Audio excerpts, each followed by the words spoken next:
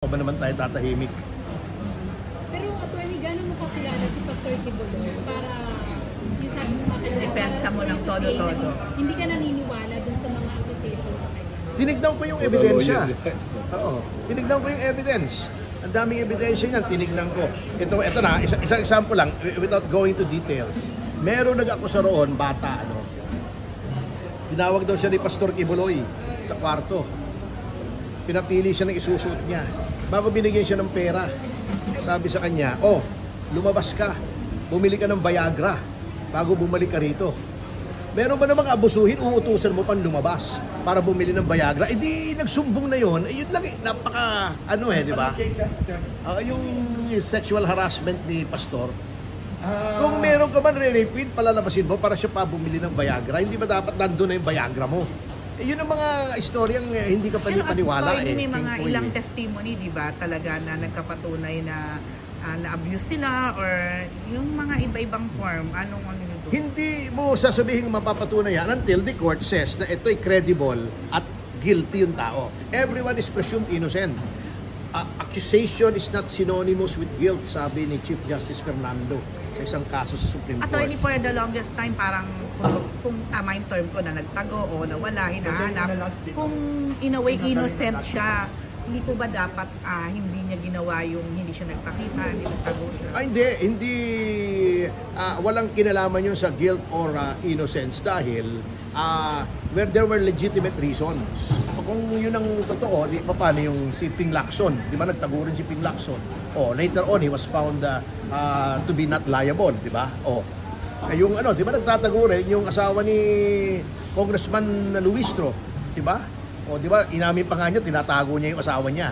So, bakit si Pastor lang ang pinag-iinitan? Di pag-initan din nila yung asawa ni Naniniwala po ba kayo sa sinasabi na darating ang araw, kung baga gagamitin ng mga kung sino-sino ang pangalan ng Diyos, pero at behind this ay may kasamaang nangyayari? Parang gano'n ang na-associate si Pastor Kibuloy. Freedom of religion yung sinasabing kasamaan, that has to be proven in a court of law beyond reasonable doubt.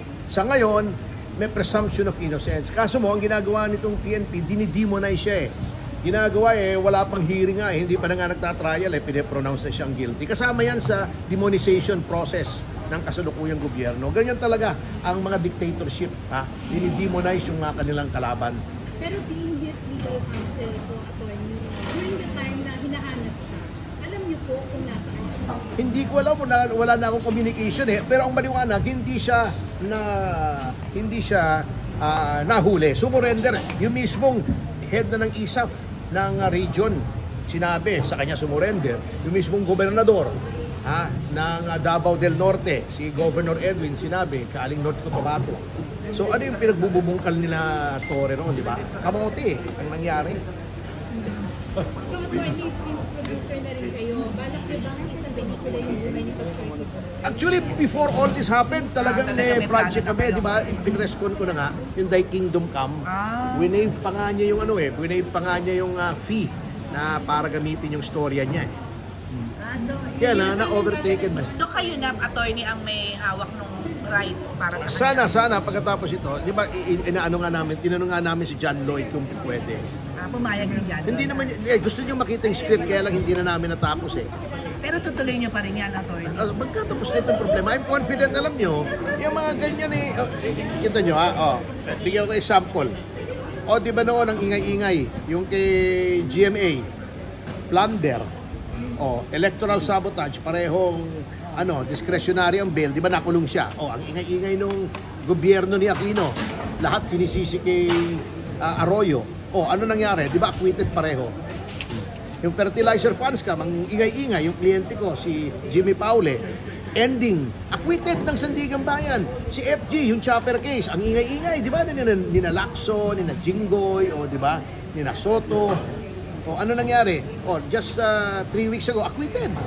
Iyang ingay, iyang sinasabi ng gobyerno, hindi ibig sabihin yan, guilty na. Sa korte tayo, kaya nga sinasabi ko lang, sa korte tayo. Kasi sa korte, may rules on evidence, may due process, titigin ng bawat side. Baka cross-examine mo yung witness, doon lalabas kung totoo o hindi yung paratang. Hindi dyan sa mga trial by publicity, wala yan. That's nothing. lahat ng kliyente ko, na, yung sina Mohit Dargani, yung Farmally, saka si Lincoln Ong, alam nyo ba? Last week, na-dismiss na yung kaso laban sa kanila, sa RTC. Diba ang ingay-ingay noon kay kasabwat ni Duterte, kay Plander, ano nangyari? Dismiss yung kaso ni Mohit sa ni Lincoln. Hindi nyo alam yan kasi yung mainstream media hindi pinapublicize. Kung ano lang gusto nilang news na i-publish, yung katulad niya kay Remulla. Sinabi ko nang na-dismiss, anong na-publish? Tuloy yung extradition.